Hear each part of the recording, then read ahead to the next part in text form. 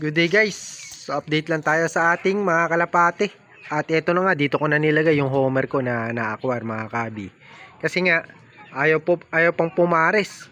So siguro bata pa, kaya ayaw pang pumares. Pero nakita nyo yung ilong malaki na. Barako to Pagka nilagay namin dun, solo lang siya dun sa ganyang kulungan. Bumabara ako naman kahit papano. Pero siga kasi isang panglaban natin. Eto, ayan, loading ata mamaya ngayon yan. Ayan o, ayan. So pinalitan ko na rin siya. Tinanggalan ko na ng kapares. Bali eto na yung paparisan niya dapat. So kakaalis ko lang. So sana makauwi yan bukas. At first loading natin kay Pungkol. Ayan, Pungkol kasi paa niyan mga kabi. Ayan, yung paa. Ayan, Pungkol yung paa niyan. So yung isang daliri niya nakapaling. Ayan. So yung kapares niya nandito na. Pinag-aalis ko na yung mga masasama ron. At para dalawa na lang, hindi ma-stress yung panglaban natin. Dalawang panglaban natin nandun. So isa lang ilo-load ko mamaya. Sana tumagal naman siya. At para meron tayong abangan ulit. So breeding season ngayon, sana makapagparami tayo ng kalapate. Kaso hindi pa tayo makapagpares sa homer sana kasi mga kahabi yung ko paparamihin ko. Ayan, ganyan, malalaki ilong. Ayan, tapos ito yung mga stock bird natin. Ayan, dumami na ngayon sila rito.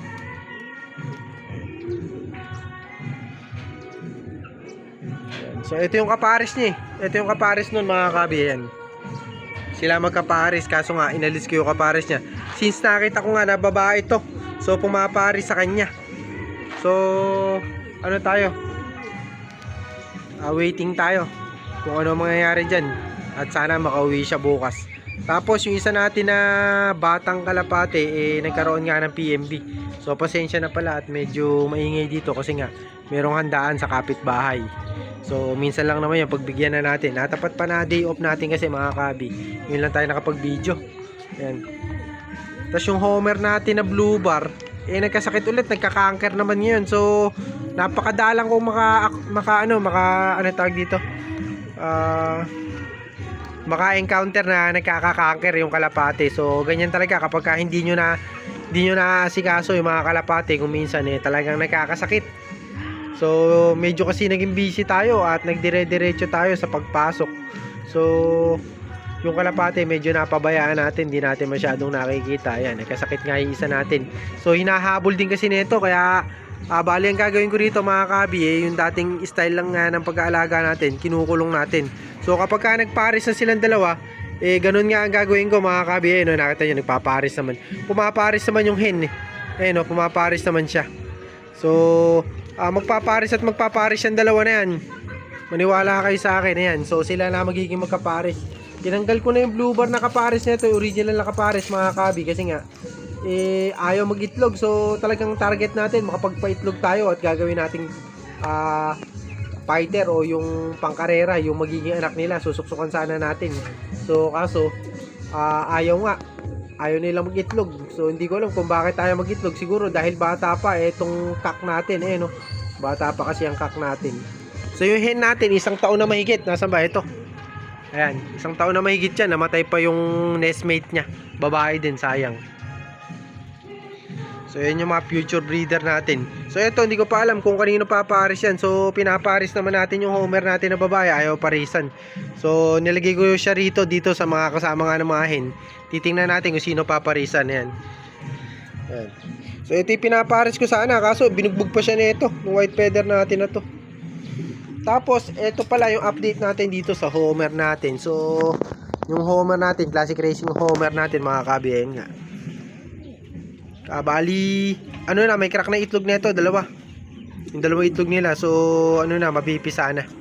Ayan. Tapos ito naman, may problema ata tong homer natin na babae. Ayaw nga pumaris dun sa barako. Buti yung barako na to mga kabi, hindi yung mabagsik, yung tinutuka yung kapares na babae.